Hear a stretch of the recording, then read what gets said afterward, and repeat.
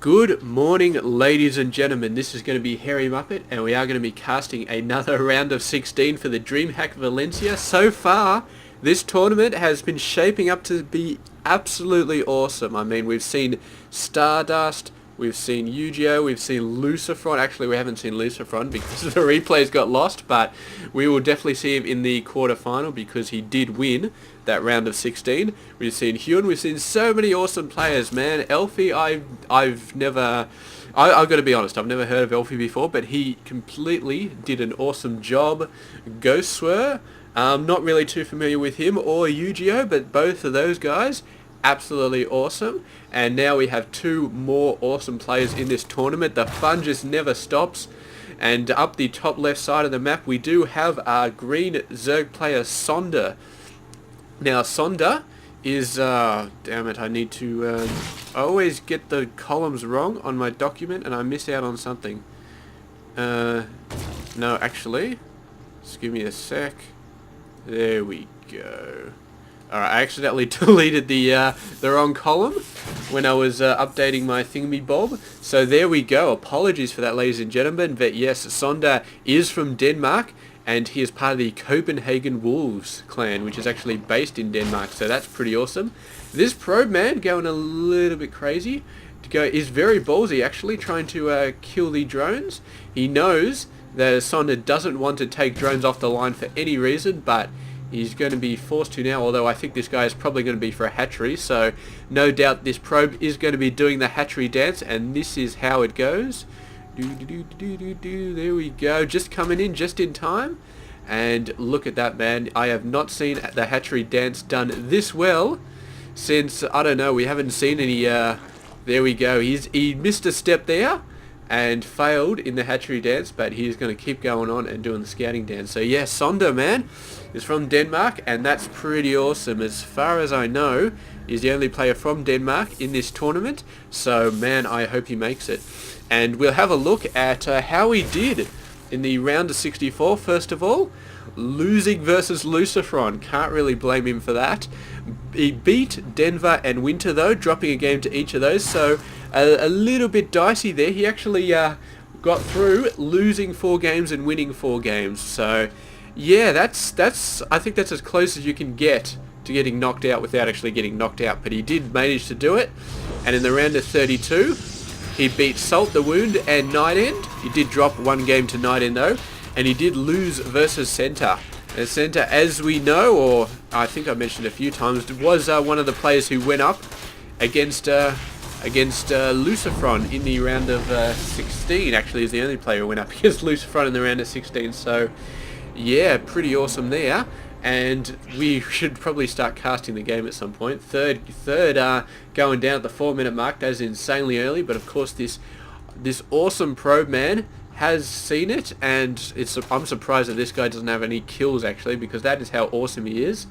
But anyway, moving back on, and meanwhile, JYP, I'm just going to call him Jip, which is not to be confused with the similar sounding word Jip, which means to screw somebody out or something, but I believe that's spelled differently. This is spelled JYP, and he is an awesome Protoss player, and he is going for a fairly fast expansion here. This must have been a 3-minute Nexus or something, but yeah, pretty damn impressive, and he is going bonkers on the worker production right now, so yeah, that should be pretty awesome. And let's talk about Jip for a second here. He is a South Korean player, and he is playing for Evil Geniuses, and well, that makes him awesome just to start off with.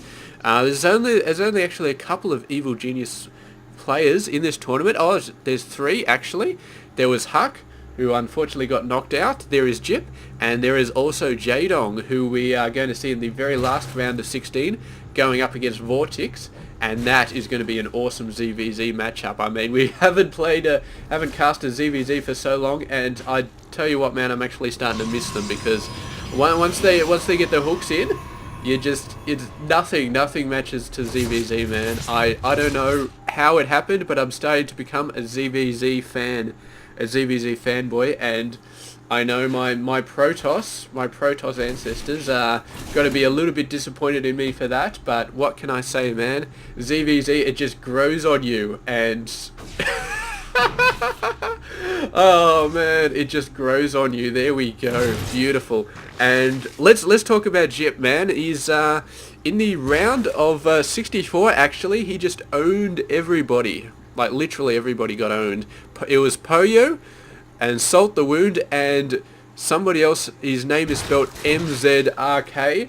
And I'm sure he did that purposely just to piss off the commentators, but I think he got knocked out in the round of 64, so the effect of that was probably minimal, but Mzg did get knocked out by JYP in the round of 64, and he did not lose a game to any of those guys, so very, very impressive. And yeah, actually in the round of 32, he defeated Sort of, Panda Tank, and Lucifron. Man, so he dropped a game to both Sort of and Lucifron, but man, the fact that he beat Lucifron, that's impressive, man. I gotta say that is impressive. And yeah, I guess just if looking at the facts, you might be wanting to say that JYP is a better player than Sonder. Just looking at the round of 64 and 32, and you may be correct, but it's going to come down to these games to determine that. And a couple of Phoenix coming in, but Sonder already has a Spore Crawler up. So yes, he looks like he's going to be able to chase that away. He does have spores at every base, so great job there. And the Phoenix going to be flying around doing some stuff. We do have an Immortal coming out as well. We do have 9 workers coming out for Sonder, man. So it definitely looks like he loves his economy. And I'm surprised these guys aren't trying to knock off the roaches, man, because there's not really much they can do here. They haven't fully scouted out all of the Spore Crawlers, but getting some transferring drones, that's pretty nice. And these guys actually running back. I don't know why they're running back, because there's not a damn thing they can do versus Phoenix, but they're a little bit I don't know, a little bit crazy at the moment. And look at this, man. This pylon down here has been unnoticed for the longest time, and that is just going to be crazy. He's got a few units out there, but he can start to warp in a ton more. And there we go. My voice is actually going a little bit hoarse here, but luckily I've got that mute button, so you guys will hear me. My English is so bad, man.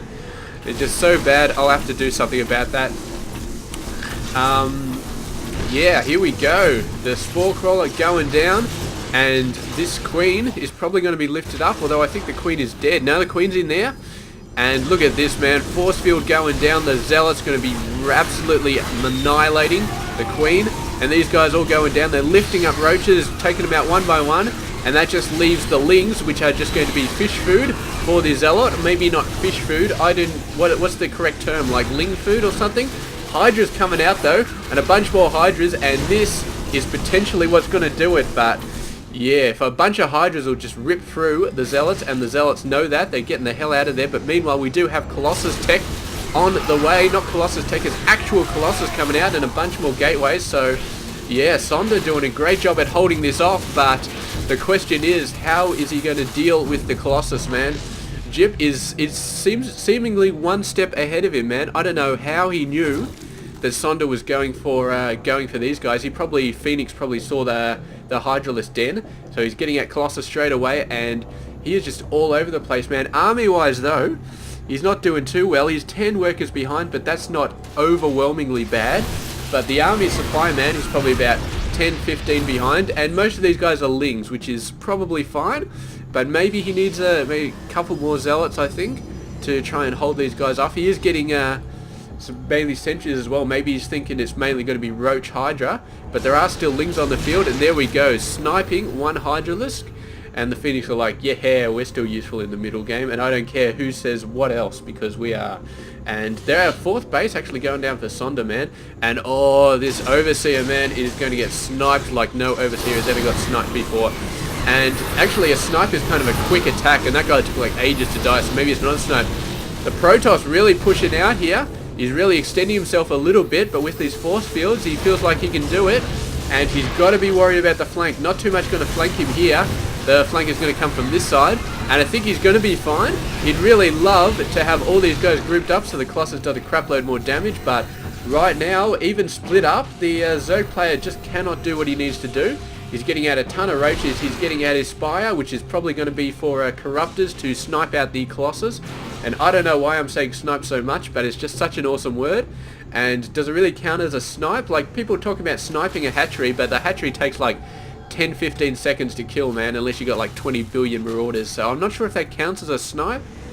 Snipe is like one hit. I don't think you really one hit a hatchery, but anyway, semantics aside, we are going to keep casting this game and keep watching it because it is just freaking awesome. 11 Mutalisks coming out, and he's got a fair amount of sentries, not that many stalkers though. So there we go, the hatchery is sniped right there, so great job there by JYP. Really pushing ahead. He's got his own third base out with a bunch of cannons. Cannons are going to keep off the lings. They're not going to keep much else off though, and maybe mutas as well, but here we go. The Zerg player, he wants to get that third base down. He is not going to be defending his fourth base. He's not going to be defending his third base either. He's moving all the workers away. He has given this base up for lost. And meanwhile, he is going to be attacking with all of his mutas. And JYP is going to be trying to hold on. But he does have this massive group of Phoenix. Not massive, but there's at least 4 of the bastards back there. And that will be a very efficient Mutalisk counter back there unless the Hydra start coming in. Meanwhile, the third base goes down very quickly, and the Protoss Death Ball, it's not really a Death Ball, but it's pretty deadly, is going to be keeping on. And with this massive amount of forces, he cannot defend with just the guys he's got back here. He's holding on, but I don't think he can do it. And is this going to be turned into a base race, or is the Protoss going to lift his forces back and try and wipe out these forces? I think he can hold on for quite a while here. He can shield up this top ramp for about 1,000,000 years if he really wants to, but maybe he's thinking about a base race here. And I don't know if it's going to work because all the workers down there, yeah, they've got a hatchery here, they've got a hatchery down the bottom right. And JYP, man, he's in a little bit of trouble, but eventually he's wearing these forces down. All of the mutas are dead, I think. He's lifting up the Hydralisk with the Phoenix, and a couple more Colossus coming out here. He must have just built these guys off. And these Colossus, as well as the Immortals and Stalkers, man, are just going to rip these forces up. Really, really great job. He must have been building them up the top, and there we go. Sonder gives the GG. He is obviously his ability to defend his main base is not working out. The Hydralisk down in the Spire are about to go out, and he sees the end coming right there. So he just says, you know what, screw it, I'm out of here. And Sonder losing the first game. I thought he might have had something here, but JYP wisely building up a sizable force before moving down. He didn't just stream down one unit at a time. Great job there, and look at this little red ball here, man. What the hell is this red ball? I really am not sure. I do not know. Is this like an immortal hit? Is this a Colossus hit? I really can't say. I actually don't know. I'll tell you what, we're going to go back and have a look. Because, yeah, I really want to know. That's probably too far back. But that red ball, alright, we're going to be staying here. To speed it up a little bit, I wanted to see what this red ball is. Look at these guys, they're coming in, they're pushing in. Speed it up a little bit more.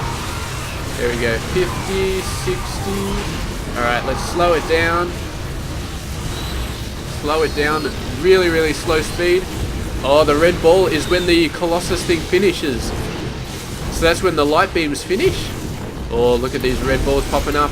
And the blue ball is when the Immortal hits a unit and it just goes poof. It just explodes in a blue fiery death. So there we go, there's a Colossus hit and it sort of went out like that, and then another one came through and it's going out like that. So red balls and blue balls, man, we have got all sorts of balls in this game and it is freaking awesome. So there we go, beautiful game, beautiful job by JYP. And yeah, it looks like he is going to be moving on to game number 2, and I'm not going to count Sonder out yet, but yeah, I mean, anybody who can defeat Lucifron, I would say is definitely going to be a favourite in any matchup really. And yeah, we will have to see how this series goes on, whether Sonder can do anything to get back into this series, or whether JYP is just going to be just rolling over him with balls of all different colours. So I will catch you guys in game number 2. This has been Hairy Muppet, and I hope you have enjoyed this game.